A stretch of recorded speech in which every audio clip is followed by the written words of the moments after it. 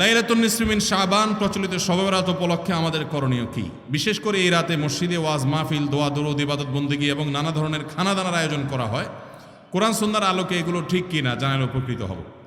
ভাইরা আমার, লাইলাতুন নিসফি মিন শাবান যেটাকে আমরা শবে বরাত বলি, এই লাইলাতুন নিসফি মিন শাবানে আল্লাহ তাআলা হিংসুক এবং মুশরিক ছাড়া বাকি মানুষদেরকে, বাকি মুসলমানদেরকে আল্লাহ তাআলা সাধারণ ক্ষমা ঘোষণা করেন মর্মে একটা হাদিস আছে। এছাড়া আরো বেশ কিছু হাদিস আছে যেগুলোর কোনো না অনেকগুলো সনদের মধ্যে কিছুটা দুর্বলতা আছে, কিন্তু মোটের পরে এ রাতের ফজিলত সুসাব্যস্ত এবং প্রমাণিত। কিন্তু এর মানে এই নয় যে এই রাতকে কেন্দ্র করে আমরা যা করি আমাদের দেশে তার সব সঠিক।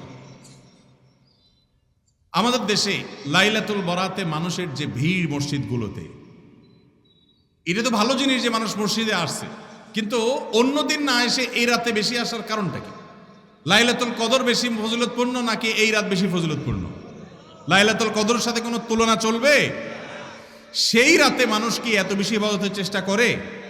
তাহলে এই রাতে এত বেশি চেষ্টার রহস্যটা কোথায়? রহস্য হলো আমাদের দেশে মানুষ মনে করে যে এই রাতে ভাগ্য ঠিক হয়, অতএব সারা বছর যাই করি না করি এই একটা রাত মসজিদে গিয়া আল্লাহ বিল্লাহ করে যদি সারা বছরের ভাগ্যটা ঠিকঠাক করা যায়, এরপর আর মসজিদে যায় কেনা। এই চালাকি করলে কি ভাগ্য ঠিক হয়ে যাবে?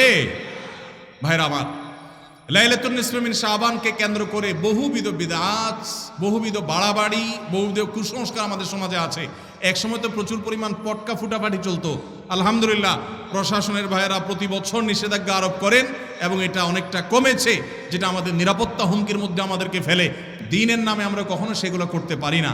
অনেক মসজিদে আলোকসজ্জা করা হয়। আলোকসজ্জা তো আপনি এমনিই করেন সারা বছর, কিন্তু এই রাতকে কেন্দ্র করে আলাদা করে আলোকসজ্জা করা, এই রাতকে কেন্দ্র করে ওই যে হালুয়া রুটি খাওয়ার একটা ব্যাপার এখনো আমাদের দেশে কোথাও কোথাও আছে।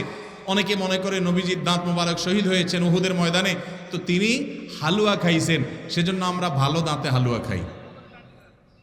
নবীজির দাঁত ভাঙে হালুয়া খাইছেন, আমাদের আস্ত দাঁতে আমরা কি খাই?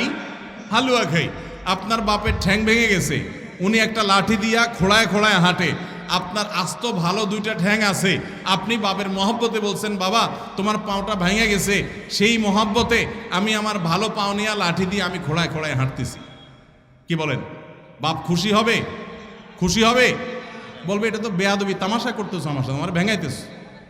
নবীজি সাল্লাল্লাহু আলাইহি সাল্লাম দাঁত মোবারক শহীদ হয়েছে বাতিলের বিরুদ্ধে জিহাদ করতে গিয়ে।